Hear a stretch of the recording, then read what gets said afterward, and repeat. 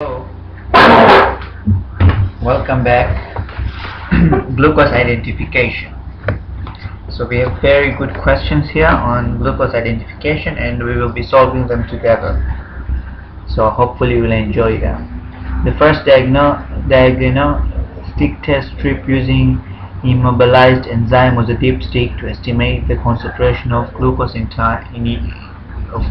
urine.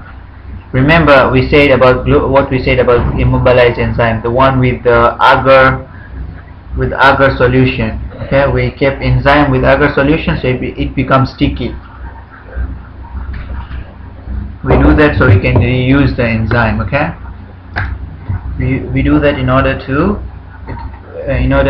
not mix the enzyme with the solution and to be able to reuse the enzyme. But then in this particular case we have there is a dipstick to estimate the concentration of glucose in urine.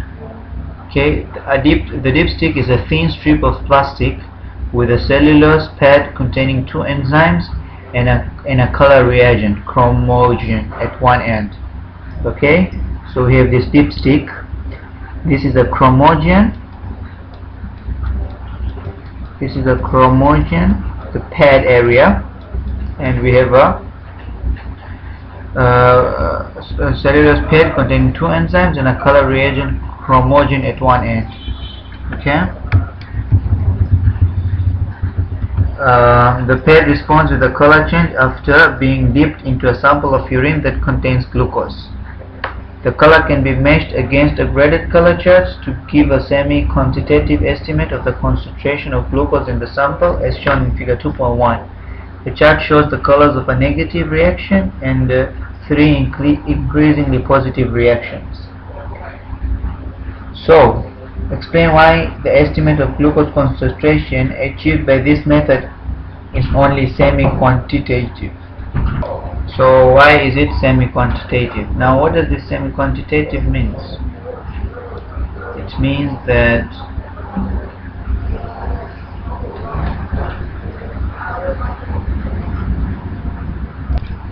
semi-quantitative simply means that it does not cover all the units. If we had a ruler, for example, okay?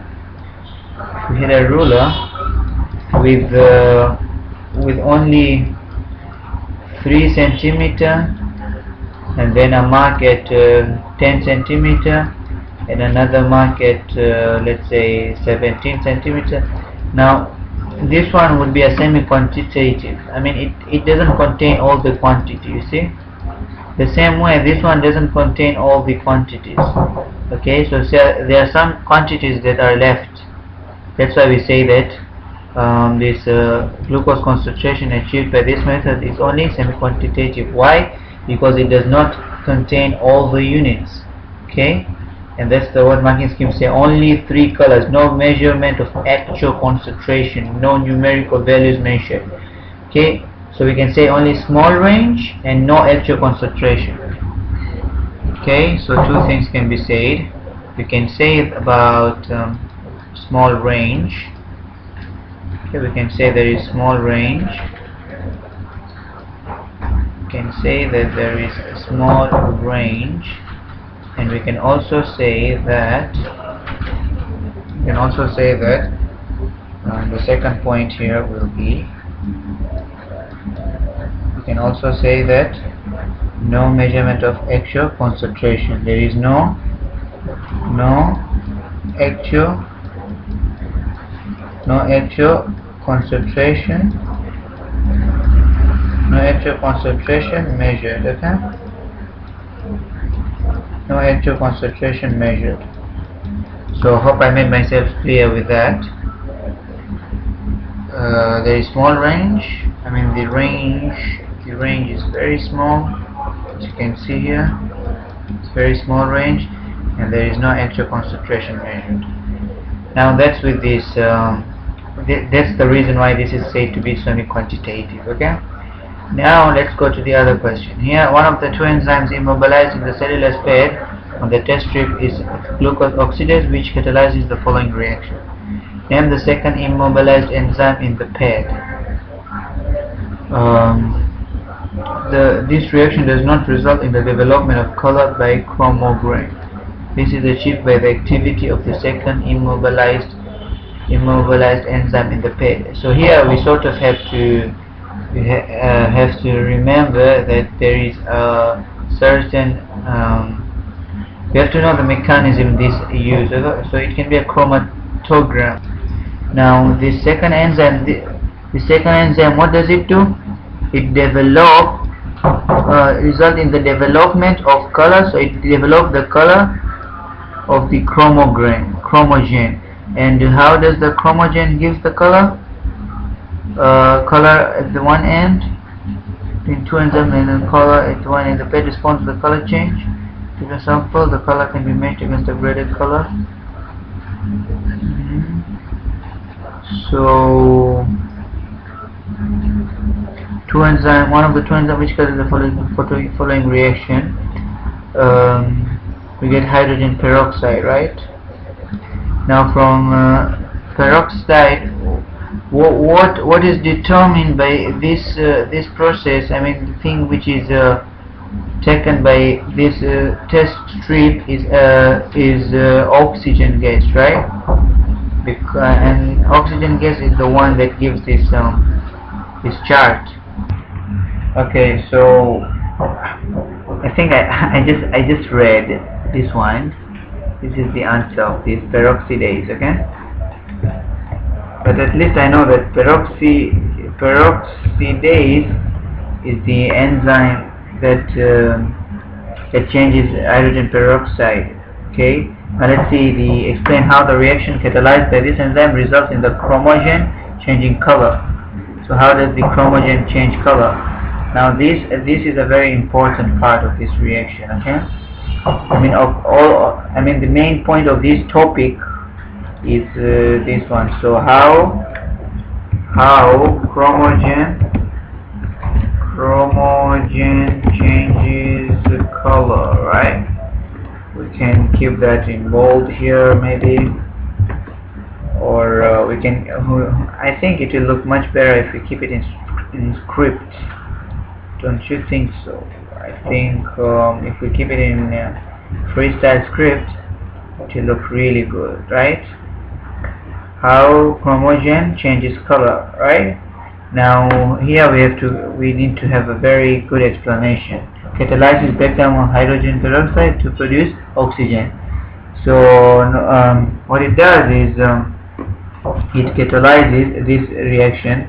Hydrogen peroxide gives you water plus oxygen, right? We know this question. Okay.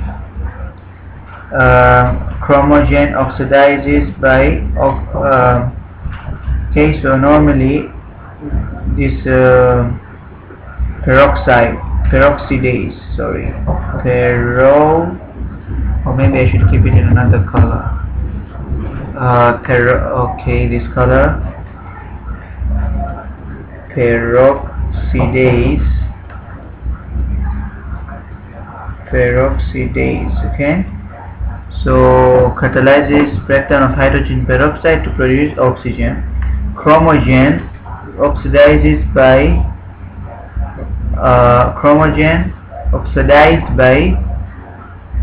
produce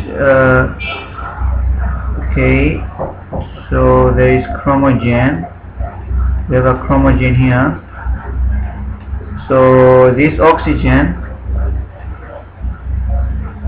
now this oxygen doesn't go in vain. It is taken from here. Okay, it goes and there is this chromogen here. There is this chromogen here.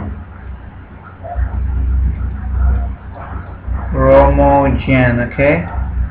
So this chromogen, this goes and oxidizes.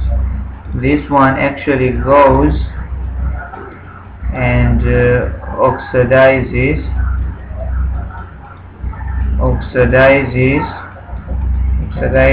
chromogen, okay. So hydrogen peroxide breaks down to give you water and oxygen, and then oxygen gets oxidized to give chromogen.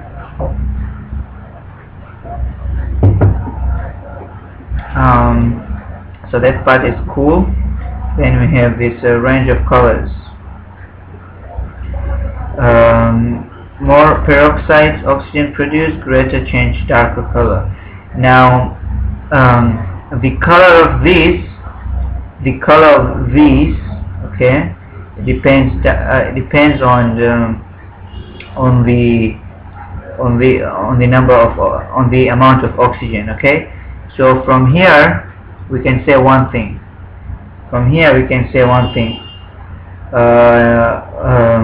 Volume, okay, volume of oxygen corresponds is proportional to the darkness.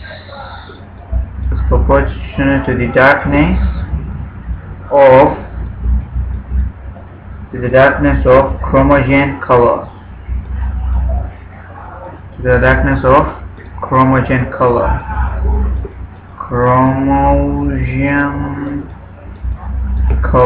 Okay, so here there is this light color, but then it becomes darker. So this is a very important statement to note. Okay, so I hope that was clear. And then the last question, it says the cellulose bed on the test strip is covered by a layer of cellulose acetate which is permeable to glucose molecules but not to larger molecules. Suggest why the layer of cellulose acetate is present. Okay, why the layer of cellulose acetate is present. Where is it present? It's present in the test strip, which is permeable to glucose molecule but not to larger molecules. Suggest why the layer of cellulose acetate is present. So what does this layer of cellulose acetate cause? I just think I better finish this topic over here, and this question over here, and I'll do the next question in the next video.